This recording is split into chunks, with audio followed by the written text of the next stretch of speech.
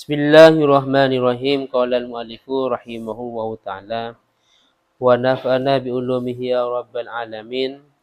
Bismillahirrahmanirrahim. Faslun utawi iki fasal fi sulhi ing dalam nerangaken akad perdamaian. Fi sulhi ing dalam nerangaken akad perdamaian, akad damai. Wa huwa utawi suluh luwatan ing dalam secara bahasa iku qat'ul munazaati, iku memutus permusuhan atau pertikaian.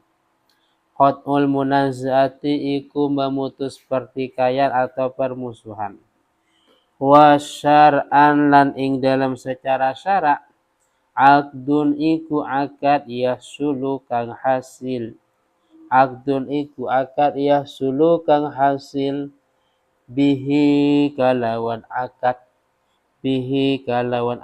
qat'uha opo memutus al-munazaah. Qat'uha opo memutus al-munazaah. Wa yashihu lan sa asluhu opo akad sulu akad damai. Asluhu opo akad damai ma'al iqrari beserta pengakuan. Ma'al iqrari beserta pengakuan ai iqraril mudda'a alaih. Tegese pengakuannya orang yang dituduh. Tegese pengakuannya orang yang dituduh. Mudda'a alaih itu orang yang dituduh. Bil mudda'abi kalawan tuduhan.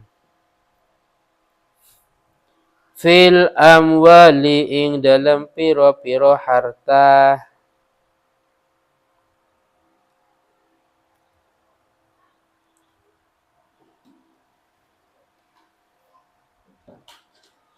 Wawa utawi hukum dohirun iku jelas.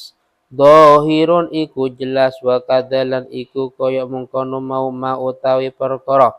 Wa kadalan iku koyo al amwal ma utawi perkara afdo kang nekaaken apa ma afdo kang nekaaken apa ma ilaiha maring amwal. Ail amwali tegese piro-piro harta. Kaman koyo wong sabata kang tetep lahu kedwiman ala syahsin atas seseorang. Ala syahsin atas seseorang kisosun opo kisos. Kisosun opo kisos. Fasolaha mongko berdamai. Fasolaha mongko berdamai sopo sahas hu ing man alaihi atas kisos alamalin atas harta bilafdi suluh kalawan lafat berdamai atau ucapan berdamai.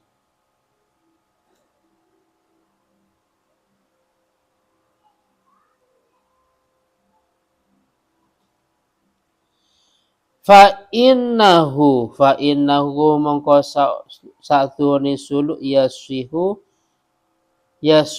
iku sah.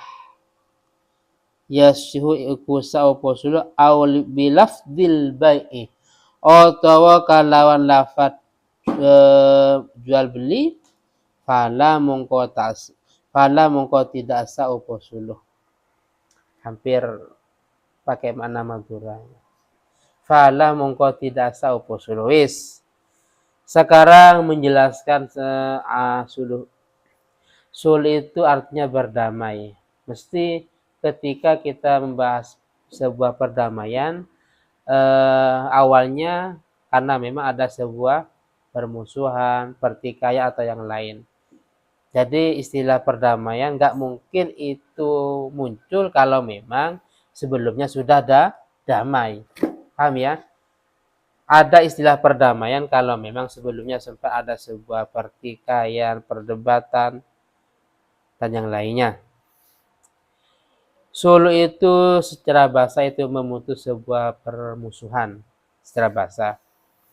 Jadi tidak memandang itu ada sebuah akad atau tidak. Tapi secara syarak sulu itu didasari dengan sebuah akad, sebuah transaksi. Kalau akad mesti ada ijab kabul, ada sirat maksudnya, ada sirat. Yaitu sebuah akad yang mana dengan akad tersebut bisa memutus sebuah permusuhan. Yes. Sulu itu atau berdamai itu dianggap sah dengan sebuah pengakuan. Dengan sebuah pengakuan. Jadi ada dua orang, terus ada barangnya. Orang yang mengaku-ngaku itu namanya mudda'i. Itu baju saya, itu HP saya, itu namanya mudda'i. Itu hak saya, itu mudda'i. Cuman tadi diambil. Itu punya saya ya, itu tadi diambil oleh si A umpamanya. Jadi si A itu namanya mudda'a alaih yang dituduh.